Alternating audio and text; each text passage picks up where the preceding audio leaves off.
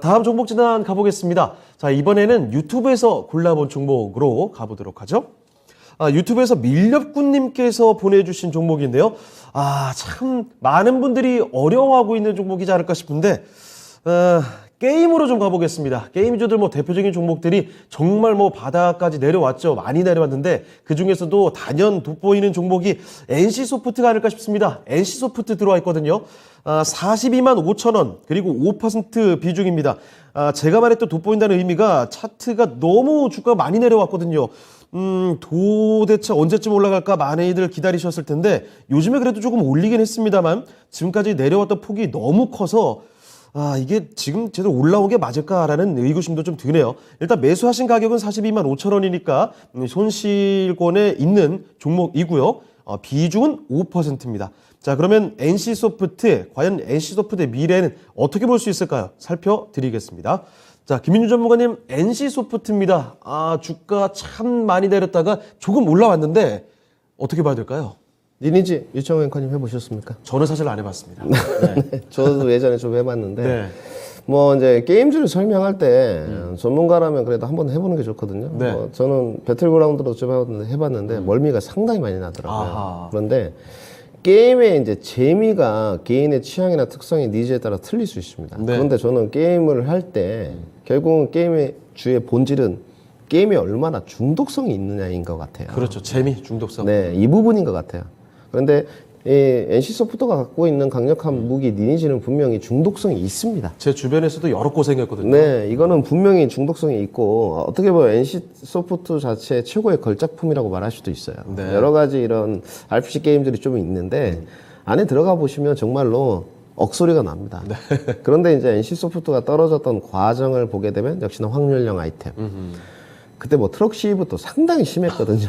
유저들하고 간담회까지 열고 전쟁 나는 줄 알았어요. 네, 우리 저는. 똑바로 하겠다. 그때 테헤란노가 마비였습니다. 마비. 네. 네, 트럭 시위하고 그러면 그 헤비 유저들의 결제하는 과금 유저들이 우리 시청자분들이 좀 놀라시겠지만 정말 억 단위입니다. 네. 무슨 게임이 억 단위 결제를 하냐. 그런데 거기 아이템도 엄청나잖아요. 네, 칼 한 자루에도 억 단위가 합니다. 제가 그 리니지를 안 했던 게 그렇게 무섭게 갈까봐 안 했습니다. 사실. 저희 같은 경우 서민은 좀 어렵고요. 그런데 이제 NC소프트를 이제 예전에 게임주의 대장주로 좀 돌아오게 되면 네. 기업의 업황인 것 같습니다. 게임주들이 부각이 됐을 때 전면에 가장 나섰던 게 먼저 위메이드였어요. 네. 아직도 기억나는데 NFT였죠. 그런데 엄청났죠. 그때도 유창호 앵커님이랑 상담하면서 이런 이야기를 많이 해요. 샌드박스 규제라든지 예. 우리 중국과 한국만이 아직 NFT 규제가 있는데 뭔가 조금 상호 부처 간의 협의가 좀 이루어져야 될 것 같다. 그렇죠. 이런 내용이 있었죠. 지금은 모멘텀으로 가는 비이상적인 시세다. 이렇게 말씀드렸었어요. 근데 NC소프트는 그때 단기 본등 구간이 70만 원대였거든요. 네. 그 이후로 그러면 NFT 모멘텀이 꺼지고 나서 어떻게 됐느냐? 주가가 지금까지 내려왔다는 거죠. 네. 그런데 지금 내려오고 나서 NC소프트의 실적 부분이 문제가 있느냐? 그렇진 않아요. 네. 그러면 주가 상승 모멘텀이 NFT였다는 거죠. 그때 NC소프트도. 그때도 상당히 말이 많았었습니다. NC소프트 개인이 이렇게 사가지고 했다. 저 그때 깜짝 놀랐거든요. 네, 이런 부분이 난리 났죠. 있었는데 분명히 사실 여부는 확인은 된 부분이니까 이분은 넘어가기라고. 이제 실적 부분으로 돌아가게 되면 올해도 실적이 좋아요. 내년에도 비슷한 수치고. 단지 이제 NC소프트가 예전처럼 NFT에 어떤 부차적인 산물을 붙여서 가져간다면 저는 NC소프트의 반등은 어렵다고 봅니다. 네. 왜냐하면 지금 NC소프트의 밸류가 17배거든요. 게임주에 대한 이제 밸류에이션을 어디까지 줄까가 문제인데 실적은 이제 문제 없으면 확인했으니까. 지금 그렇게 보게 되면 크래프톤을 좀 봐야 되겠죠. 크래프톤의 밸류는 NC소프트보다 높느냐? 그렇지 않습니다. 맞습니다. 훨씬 낮거든요. 네. 매출액도 크래프톤이 비슷한 수준이에요. 지금은. 자, 크래프톤 보시죠. 올해 8천억 정도. 내년에 8,200억. 물론 NC소프트하고 매출액이나 이런 부분을 보게 되면 좀 밀리지만 영업이익률이 더 좋단 말이죠. 예. 훨씬 이 부분에 관해서. 그러면 크래프톤이냐 NC소프트냐 고민을 좀 해볼 필요는 있겠죠. 그러니까 게임주의 대장주의 흐름이 조금 바뀔 염려가 있는 것 같아요. 수급은 둘 다 괜찮습니다. 네. 그래서 수급과 실적 부분은 문제가 없고 그러면 단기 반등세를 쓸 수 있는 모멘텀을 뭔가 찾아봐야 되겠죠. 근데 제가 봤을 때 게임에서 다시 NFT를 붙인다. 이건 안 될 것 같고요. 네.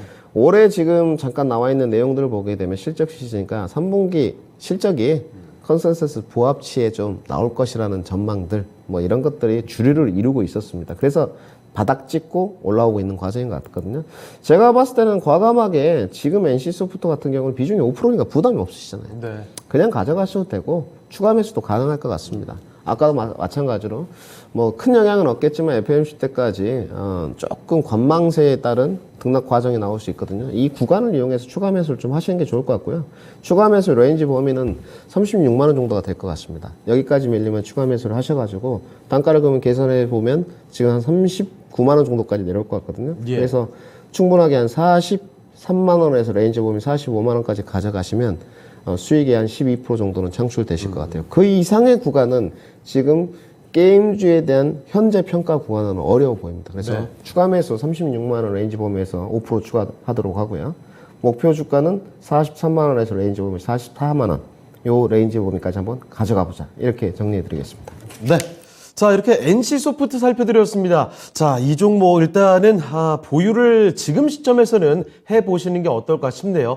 추가 매수도 가능하다고 해주셨거든요. 그런데 지금 말고 조금 더 내려갔을 때 한 36만 원 정도에서 추가 매수를 고려해 보시면은 그때 괜찮을 것 같습니다. 그럼 평균 단가 좀 낮아지겠죠. 그 뒤로 끌고 갈 수 있는 가격 구간은 한 43만 원 그리고 44만 원 수준까지 바라보시면 어떨까 싶네요. 자, NC소프트 정말 게임이 대장격인 종목인데 많이들 고생하셨죠? 방금 전에 살펴드렸던 전략들 같이 한번 바라보시는 분들이 참고해 보시면 좋을 것 같습니다. 자, 이렇게 밀렵꾼님께서 보내주신 종목입니다. NC소프트 살펴드렸습니다.